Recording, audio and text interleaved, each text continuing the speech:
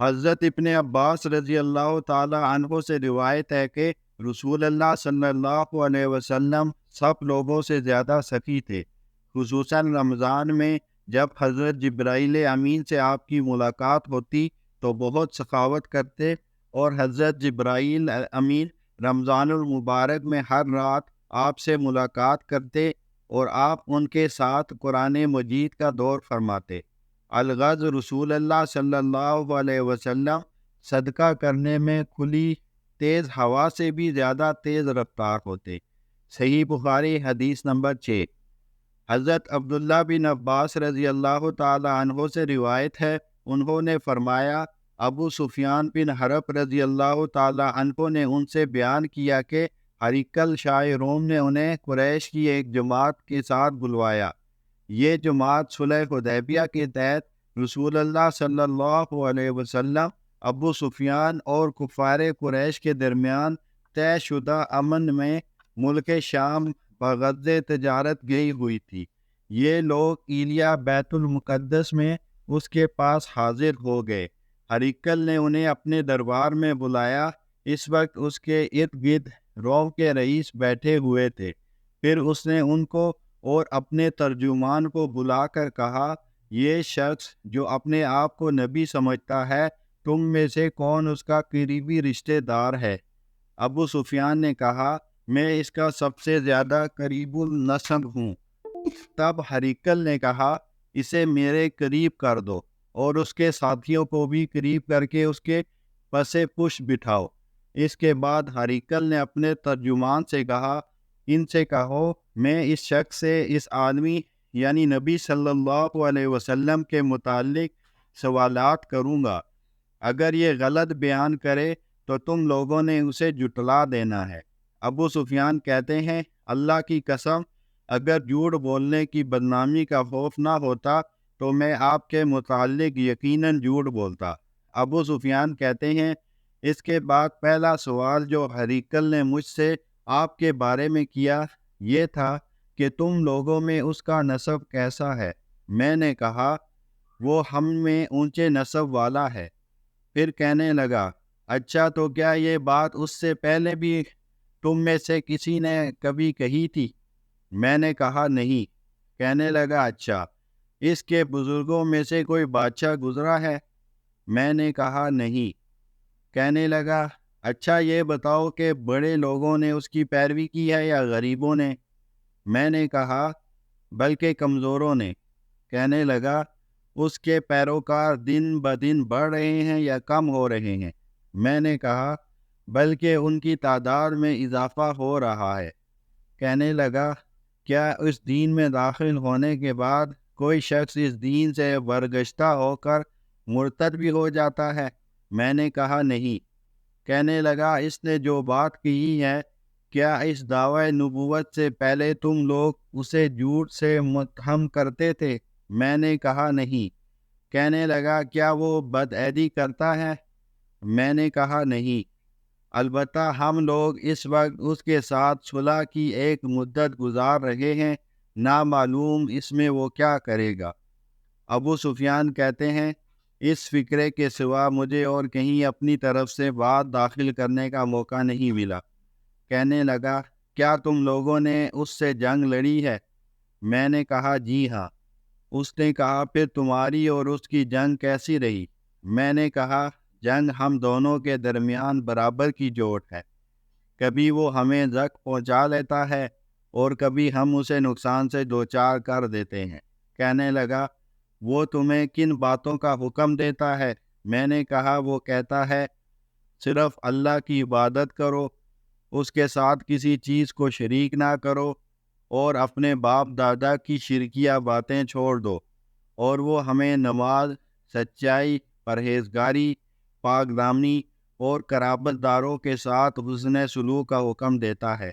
اس کے بعد ہرقل نے اپنے ترجمان سے کہا، تم اس شخص ابو سفیان سے کہو کہ میں نے تم سے اس شخص نبی صلی اللہ علیہ وسلم کا نسب پوچھا تو تم نے بتایا کہ وہ اونچے نسب کا ہے، اور دستور یہی ہے کہ پیغمبر ہمیشہ اپنی قوم کے اونچے نسب میں بھیجے جاتے ہیں، اور میں نے تم سے دریافت کیا کہ آیا یہ بات اس سے پہلے بھی تم میں سے کسی نے کہی تھی؟ تم نے بتلایا کہ نہیں۔ میں کہتا ہوں اگر یہ بات اس سے پہلے کسی اور نے کہی ہوتی تو میں کہتا کہ یہ شخص ایک ایسی بات کی نقالی کر رہا ہے جو اس سے پہلے کہی جا چکی ہے۔ اور میں نے تم سے دریافت کیا کہ اس کے بزرگوں میں سے کوئی بادشاہ گزرا ہے تو تم نے بتلایا کہ نہیں۔ میں کہتا ہوں اگر اس کے بزرگوں میں سے کوئی بادشاہ گزرا ہوتا تو میں کہتا کہ یہ شخص اپنے باپ کی بادشاہت کا طالب ہے۔ اور میں نے تم سے دریافت کیا کہ جو بات اس نے کہی ہے اس دعوی نبوت سے پہلے تم نے کبھی اس پر جھوٹ بولنے کا الزام عائد کیا ہے تو تم نے بتلایا کہ نہیں۔ اور میں اچھی طرح جانتا ہوں کہ ایسا نہیں ہو سکتا کہ وہ لوگوں پر جھوٹ باندھنے سے تو پرہیز کرے لیکن اللہ پر جھوٹ بولے۔ میں نے تم سے یہ بھی دریافت کیا کہ بڑے لوگ اس کی پیروی کر رہے ہیں یا کمزور، تو تم نے بتلایا کہ ناتواں لوگوں نے اس کی پیروی کی ہے۔ اور حقیقت یہی ہے کہ اس قسم کے لوگ ہی پیغمبروں کے پیروکار ہوتے ہیں۔ میں نے تم سے پوچھا وہ بڑھ رہے ہیں یا کم ہو رہے ہیں تو تم نے بتلایا کہ ان کی تعداد میں مسلسل اضافہ ہو رہا ہے۔ در حقیقت ایمان کا یہی حال ہوتا ہے تاان کہ وہ پائے تکمیل تک پہنچ جاتا ہے۔ پھر میں نے تم سے پوچھا کیا اس دین میں داخل ہونے کے بعد کوئی شخص متنفر ہو کر مرتد بھی ہوتا ہے تو تم نے بتلایا کہ نہیں۔ اور ایمان کا حال یہی ہوتا ہے کہ اس کی بشاشت خوشی جب دل میں بس جاتی ہے تو پھر نکلتی نہیں۔ اور میں نے تم سے دریافت کیا کیا وہ عیب شکنی کرتا ہے تو تم نے بتلایا کہ نہیں۔ اور رسول ایسے ہی ہوتے ہیں، وہ دھوکہ نہیں کرتے۔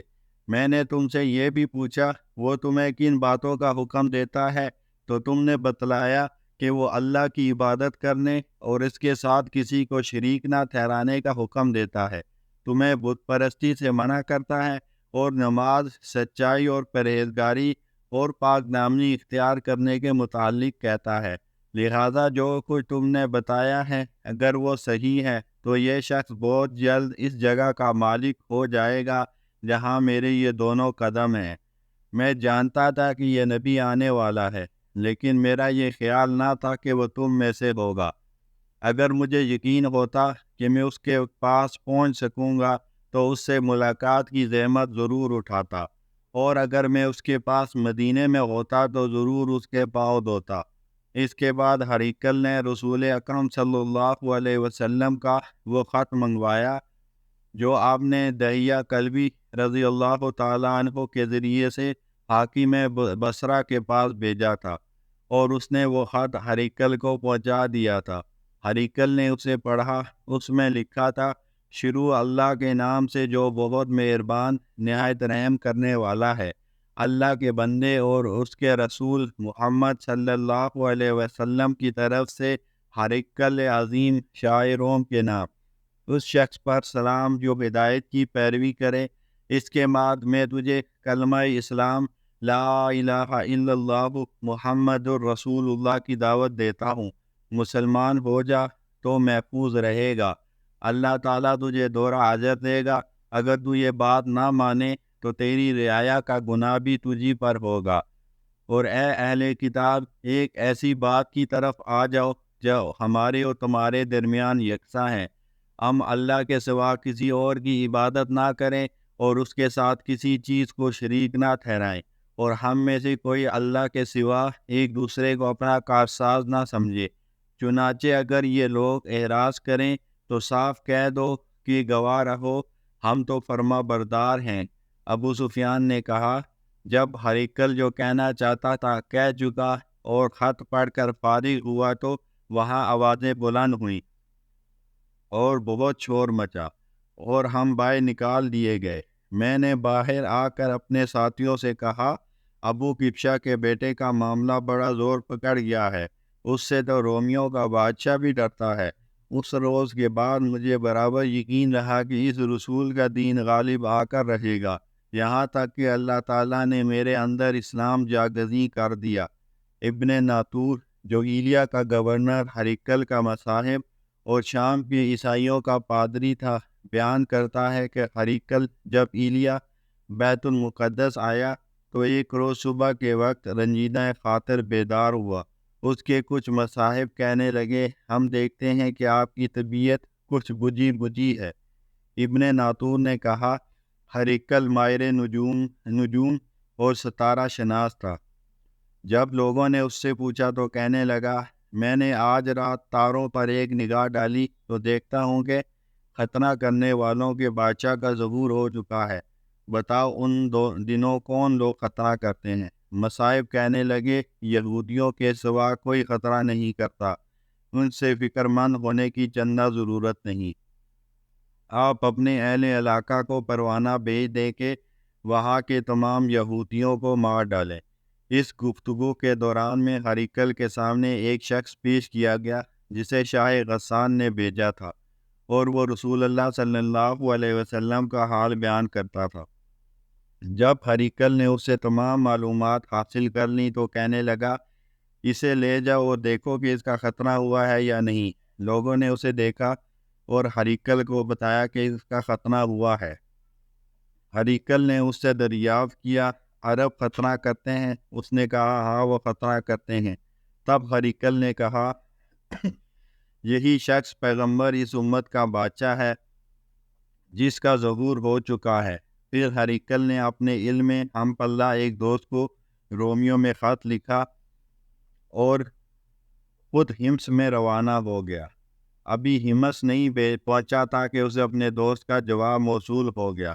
اس کی رائے بھی رسول اللہ صلی اللہ علیہ وسلم کے ظاہر ہونے میں ہریکل کے موافق تھی کہ آپ نبی برحق ہیں۔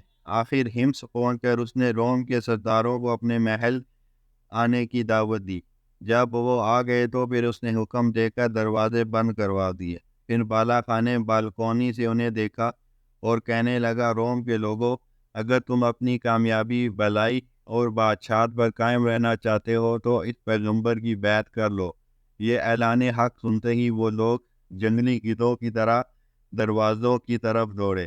دیکھا تو وہ بند تھے۔ جب ہریکل نے ان کی نفرت کو دیکھا اور ان کے ایمان لانے سے مایوس ہوا تو کہنے لگا، ان سرداروں کو میرے پاس لاؤ۔ جب وہ آئے تو کہنے لگا، میں نے ابھی جو بات تمہیں کہی تھی وہ صرف آزمانے کے لیے تھی کہ دیکھو تم اپنے دین پر کس قدر مضبوط ہو۔ اب میں وہ دیکھ چکا۔ تب تمام حاضرین نے اسے سجدہ کیا اور اس سے راضی ہو گئے۔ یہ ہریکل کے ایمان لانے کے متعلق آخری حالات ہیں۔ یہ روایت صالح بن کیسان، یونس اور محمد نے بھی زوری سے بیان کی ہے۔ صحیح بخاری حدیث نمبر 7۔ حضرت ابن عمر رضی اللہ تعالیٰ عنہ سے روایت ہے، انہوں نے کہا، رسول اللہ صلی اللہ علیہ وسلم نے فرمایا، اسلام کی بنیاد 5 چیزوں پر ہے۔ اس بات کی شہادت کہ اللہ کے سوا کوئی معبود حقیقی نہیں، اور یہ کہ حضرت محمد صلی اللہ علیہ وسلم اللہ کے رسول ہیں، اور نماز قائم کرنا، زکوٰۃ ادا کرنا، حج کرنا اور رمضان کے روزے رکھنا۔ صحیح بخاری حدیث نمبر 8۔ حضرت ابو ہریرہ رضی اللہ تعالی عنہ سے روایت ہے، وہ نبی اکرم صلی اللہ علیہ وسلم سے بیان کرتے ہیں کہ آپ صلی اللہ علیہ وسلم نے فرمایا، ایمان کی 60 سے کچھ زیادہ شاخیں ہیں اور حیا بھی ایمان کی ایک شاخ ہے۔ صحیح بخاری حدیث نمبر 9۔ حضرت عبداللہ بن عمر بن عاص رضی اللہ عنہ سے روایت ہے، وہ نبی اکرم صلی اللہ علیہ وسلم سے بیان کرتے ہیں کہ آپ نے فرمایا، مسلمان وہ ہے جس کی زبان اور ہاتھ سے دوسرے مسلمان محفوظ رہیں، اور مہاجر وہ ہے جو ان کاموں کو چھوڑ دے جن سے اللہ تعالیٰ نے منع فرمایا ہے۔ ابو عبداللہ امام بخاری رحمہ اللہ نے فرمایا، اور ابو معاویہ نے کہا، ہمیں یہ حدیث داؤد نے بیان کی، ان کو عامر شعبہ نے، انہوں نے کہا، میں نے حضرت عبداللہ بن عمر بن العاص رضی اللہ تعالیٰ عنہ سے سنا، وہ نبی صلی اللہ علیہ وسلم سے بیان کرتے ہیں، اور عبدالعلا نے داؤد سے بیان کی، انہوں نے عامر شعبہ سے، انہوں نے عبداللہ بن عمر بن عاص رضی اللہ عنہ سے، انہوں نے نبی صلی اللہ علیہ وسلم سے۔ صحیح بخاری حدیث نمبر 10۔